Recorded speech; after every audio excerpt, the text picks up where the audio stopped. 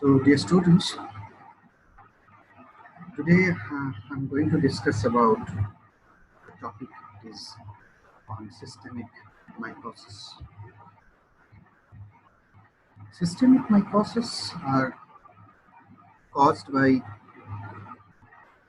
fungi of soil, mostly of soil, which are inherently virulent and cause disease in healthy humans.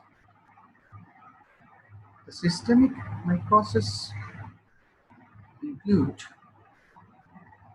different types of fungi in the form of coccidio iodomycosis, paracoccidio iodomycosis, histoplasmosis, blastomycosis, cryptococcosis, like that.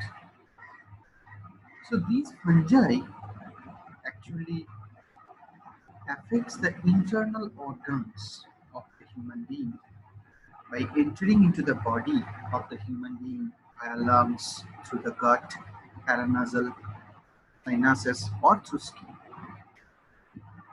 Then they spread via the bloodstream to multiple organs, including the skin, and cause a tremendous variety of health problems, including digestive difficulties, skin problems, asthma, breathing difficulties, like that.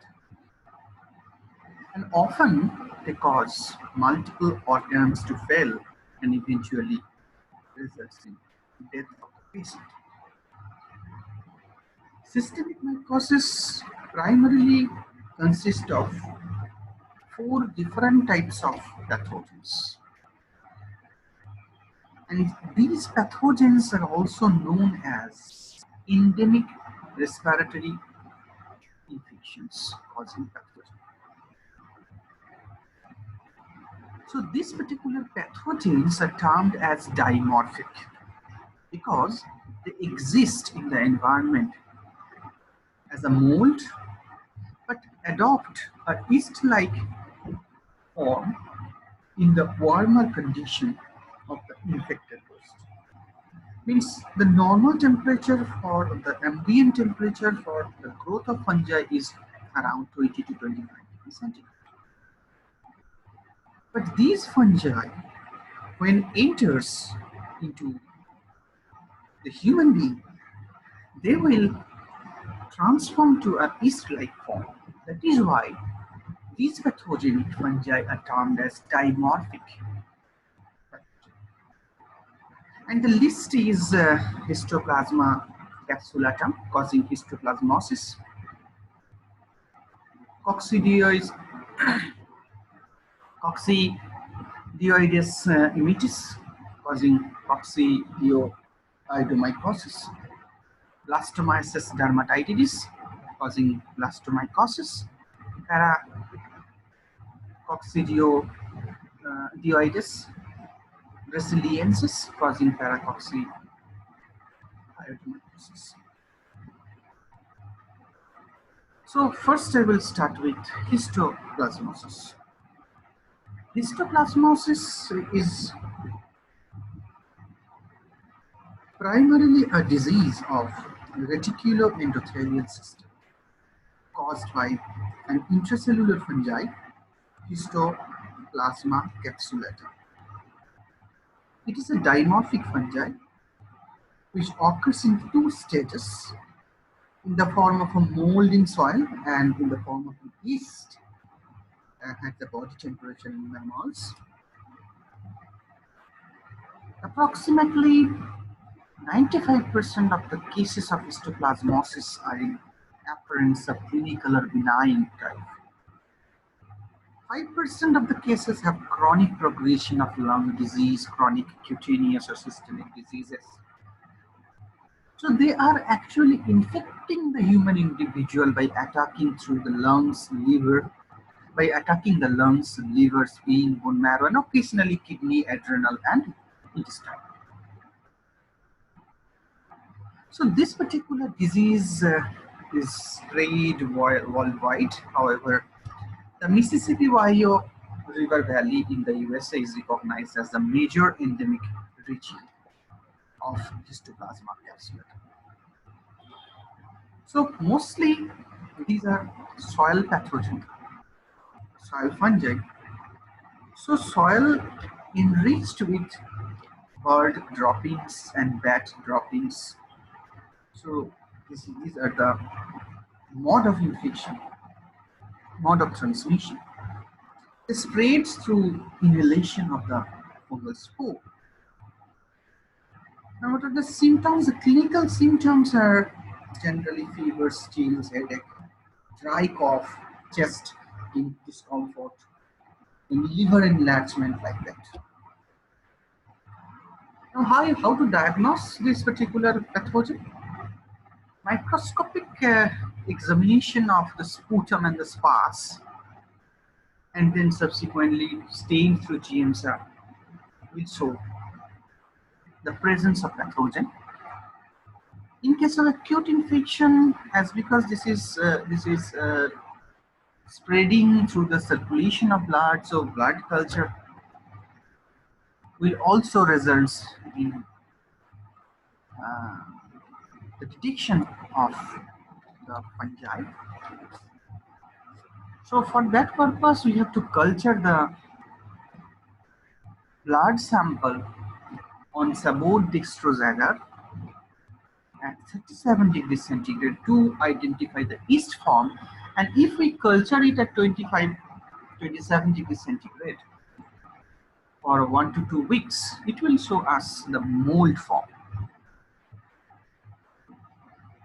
So we can recognize under the microscope the microconidia and the macroconidia, the sexual reproductive organ of the fungus, and also if they are causing skin infection, so the skin lesions can also be tested for the presence of a particular protein which is known as histoplasmin.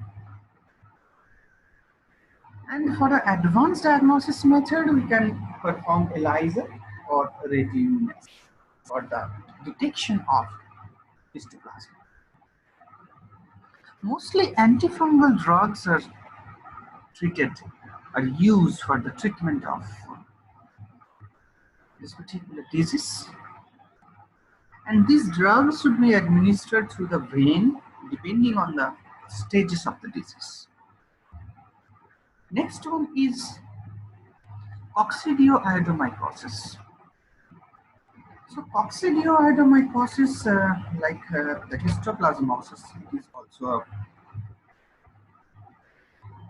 caused by Coccidioides immitis. And this particular pathogen was first recognized as a distinct disease entity in 1892. Coccidioides immitis is also a dimorphic fungi which occurs as a mold in soil and in culture at 25 degrees centigrade, and as a spherule in tissue and in cultures at 37 degrees centigrade. The spherule is oval insect which is thick-walled, double refractile wall that is filled with endospore, and each endospore measuring 2 to 5 micron in diameter gives rise to a new spherule of C. immitis. So it grows in mycelial forms in the soil of endemic areas. Subsequently, the hyphal cells either develop into barrel-shaped structures or shrink and producing the characteristic arthroponia. The arthroponia are the infective stage of the fungi. So, Coccidioides immitis, as it is most commonly found in soil of the endemic area. So these arthropods enter mostly through the nasal cavity through inhalation of the agricultural workers. And after entering into the human body, they will just prepare the spherical structure, develop the spherical structure, which is called spherule. So this is the spherule structure. So the spherule is the parasitic stage of the organism which reproduces by a process which is known as endosporulation.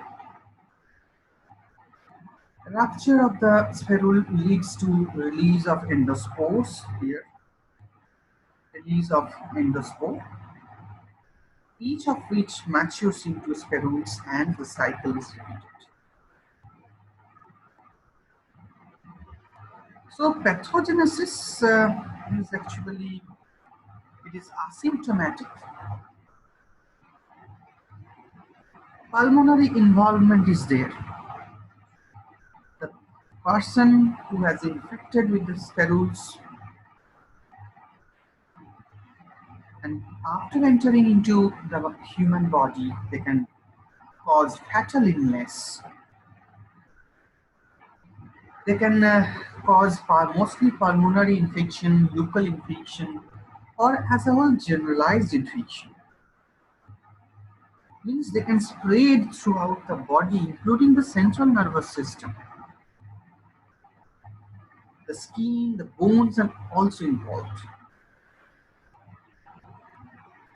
And this particular disease is very dangerous for the patients who are in immune compromised conditions, means whose immunity is suppressed, who has undergone organ transplantation, patients with lymphoma, AIDS patient, patients with having meningitis. So there it can cause fatal illness in those individuals. So the symptoms are generally simple rashes throughout the skin, throughout the body, myalgia, shortness of breathing, weight loss, night sweats, influenza, like that. Generally, fluconazole is along with amphotericin B is administered intravenously. The other two drugs, itraconazole or ketoconazole, are also used in case of immune compromised patient.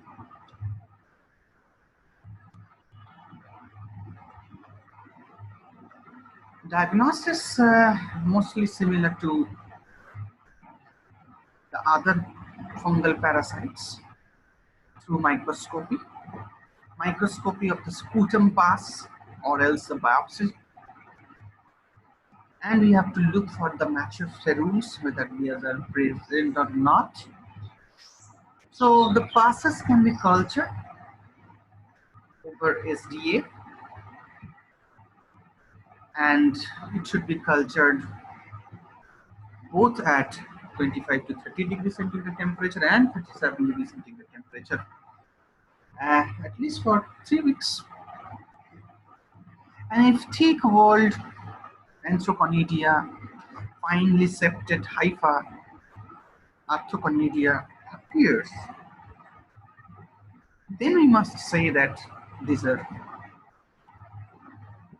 coccidioids. So, as I said, this Arthroconadia, they are the highly infectious agent. We can also detect this particular parasite using other tests like precipitation tests, latex agglutination tests, complement fixation tests. So these are the tests which can be performed in laboratory to identify coccidioides. Next one is blastomycosis. So blastomycosis actually is a granulomatous fungi caused by blastomycoses dermatitis.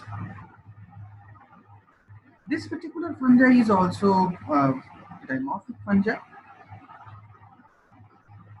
and they are infecting the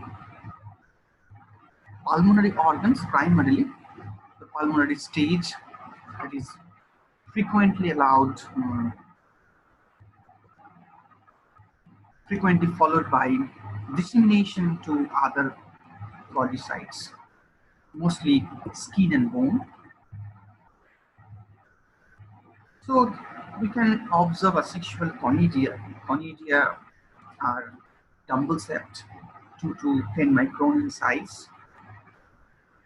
At 37 degrees centigrade, we can find the yeast form of this particular fungi with broad-based buds.